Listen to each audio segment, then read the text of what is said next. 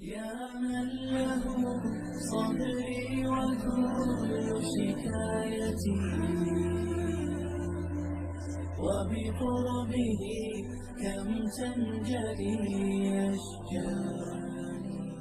الحمد لله والصلاة والسلام على رسول الله وعلى آله وصحبه ومن والاه.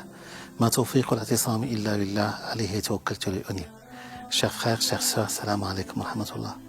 Comme vous avez pu le constater, le mois de Ramadan nous a quittés en emportant avec lui tous ses bienfaits.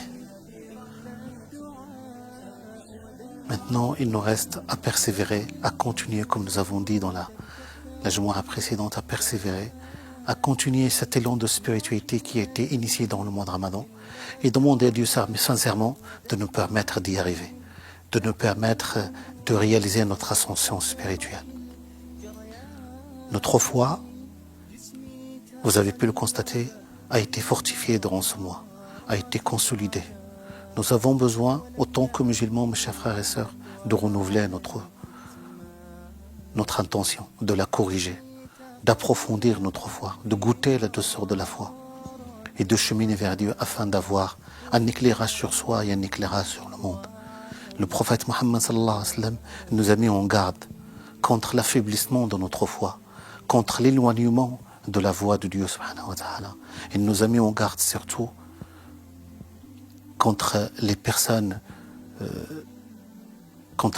à facettes qui n'agissent que selon l'angle de leurs intérêts ou pour sauvegarder l'image qu'ils veulent donner d'eux-mêmes. Le prophète nous appelle à la sincérité, à l'engagement entier vis-à-vis d'Allah subhanahu wa ta'ala.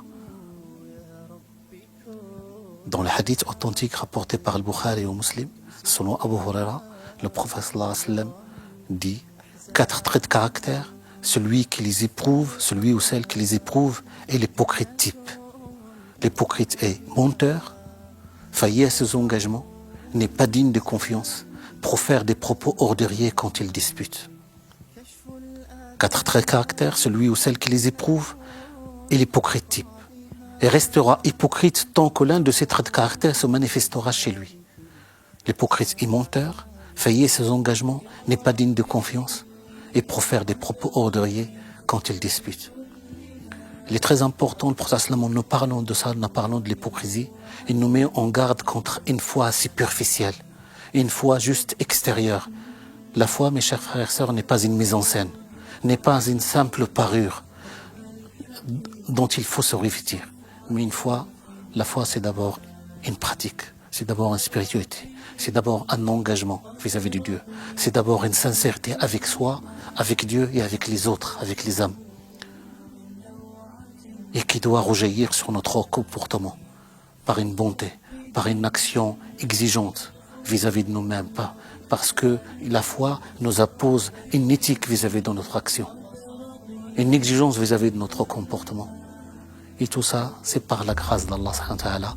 Il faut que chacun et chacune demande sincèrement à Allah subhanahu wa ta'ala de fortifier notre foi, de la renouveler, de l'approfondir et de nous permettre de rester dans la voie de la foi. Parce que la foi, avoir la foi, c'est être en paix.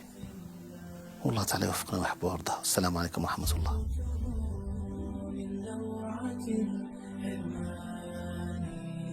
فاكتب بجنات الخلود مكانتي قرب الحبيب وصفوة الخلان. يا رب إني قد رضيت بكل ما